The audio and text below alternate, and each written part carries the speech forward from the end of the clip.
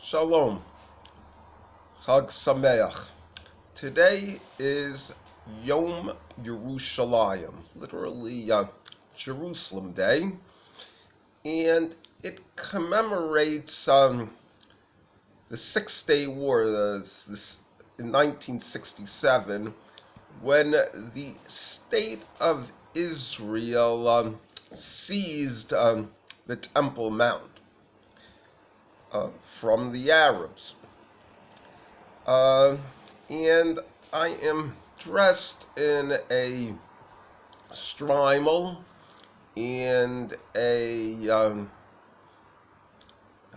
Ma'il Tzivoni, the Yerushalmi colorful frock coat, as a sign of respect and affection towards the Arabs. Now, it probably will sound strange to a lot of people. Permit me to explain, and this is actually part of the themes of this talk. I had the honor of being arrested by the state of Israel for blatantly violating one of their stupid and malicious laws. So they decided to give me what they call public service, and I had to go to Yad B'Yad in Ramleh, okay, basically to do public service. Anyway, there were a lot of Arabs who had been arrested too and duly convicted there.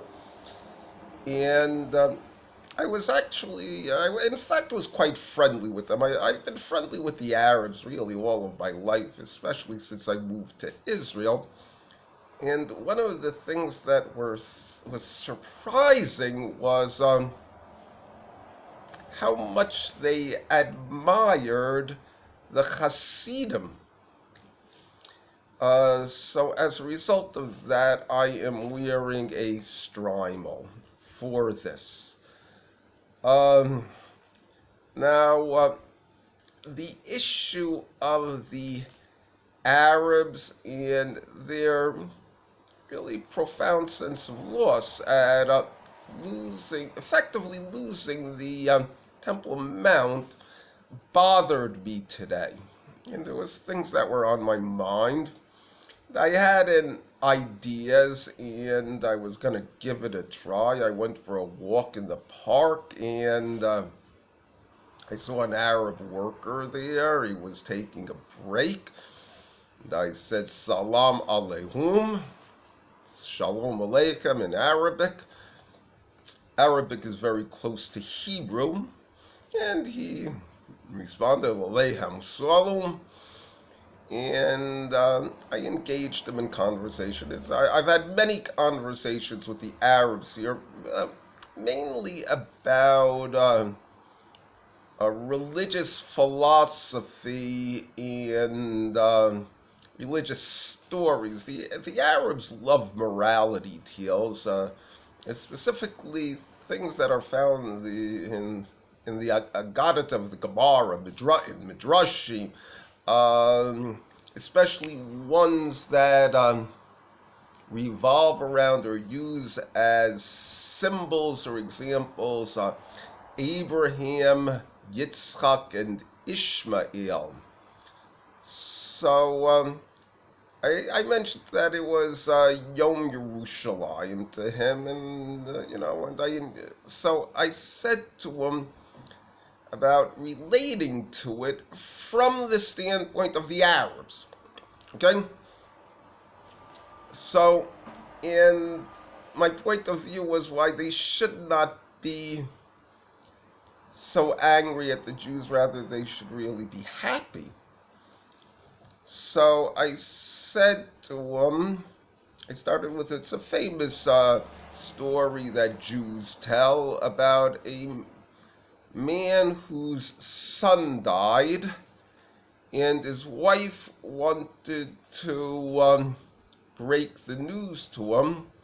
So she said to him that it was a story of if a man gave a person a very precious jewel, and he said to them that I want you to treat this jewel as your own and treat it with the proper respect that it deserves, and I am giving it to you. He was one of his workers. The man was like Abraham, and the worker was like Ishmael. And he said, I want you to have it because I know that you will give it the respect that it deserves. However, you should know that the reason I am not giving it to my son is because that I'm not giving to Yitzchak or his descendants is because they don't really understand the true value of it, but someday they will, and in which case I'm going to have to collect it from you and give it to them. So I said it's all what they call an allegory. It's a mashal. They said, what's the nimshal? What is it alluding to? I say that the jewel is the Temple Mount. They said, continued that what's the importance of the Temple Mount, and what's the importance of the Dome of the Rock? They said it's the Even Shatia. There's a rock inside the Dome of the Rock, which is greatly revered, especially by the Arabs, and it plays a major role in Jewish mysticism. And the idea of the foundation stone is that when the Holy One, blessed be He, created the world, He created it from nothing. But He didn't create the whole world from nothing. He only created the Even Shasia from nothing. When He spoke and the world came into being, it was just foundation stone. And from the foundation stone spread out the Temple Mount, and from the Temple Mount, Jerusalem, and from Jerusalem, the land of Israel, and from Israel, the whole world. And I said all of these were things that were created from other things, except that the the foundation stone was created from nothing. I also had prefaced it by saying that really the Arabs had played a significant role in me becoming observant, where I explained that I was a banker in New York, and one day I went to a conference, a seminar on Islamic banking. I didn't know what it was, but I just knew that my bank did business with the Islamic world. So what were they talking about? How to make loans without charging interest. And I found that very puzzling. I asked them about that. I said, if you're a bank, you're not going to charge interest. What is a bank for?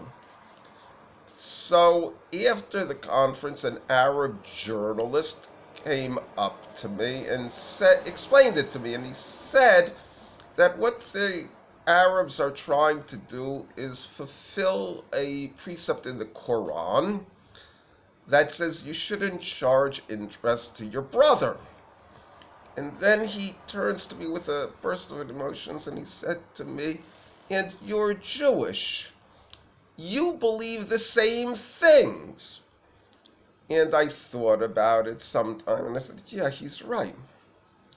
So anyway, when we're talking about the Temple Mount, the whole idea is that the Temple Mount and its importance is that it is a living relic in our hands of the creation of the world. That stone was created from nothing. Said, but the problem is, if you talk to the Jews, what will they say? I'm talking to the Arab, make them happy. I said, the Jews will say that my grandfather was an ape, a gorilla, a monkey. And the world created itself. And the Arab got a good laugh on the Jews about that. I said, though, that the reason that it's coming to the Jews is because the Arabs said, no, God created the world from nothing. And the Jews are starting to say the sons of Ishmael are correct about that. And with that, the Arab smiled, chuckled a little bit, and got up and went back to work. And that is exactly what's happening. When the Jews came to Israel, the Zionists, okay, that they were saying it's the theory of evolution and the Big Bang theory and the Hasidim. They'd say no, God created the world from nothing, but they would just chant it. They didn't think about it. But little by little, the Jews are coming to say, yeah, the world has a creator, and it's not enough to just chant it. You actually have to think about it. You got to be able to say things like that the universe didn't create itself. And you got to be able to say that really spontaneous generation is an integral part of the theory of evolution. Whatever you believe, you can't, that the theory of evolution is not really scientific. That's the basic problem. And this is what gives the Jews the power to seize the Temple Mount. And the problem of Ishmael on the Temple Mount is that he says, it's all mine. This is my private treasure. And what the Jews say, and what they're able to say, and they can say it better than the Arabs, is that really these ideas should be the ideas of all people, that these ideas should spread out to the Temple Mount, to all humanity, and that the gift of the Jews is that they can teach it to others. And that is why we are celebrating Yom Yerushalayim. Chag Sameach.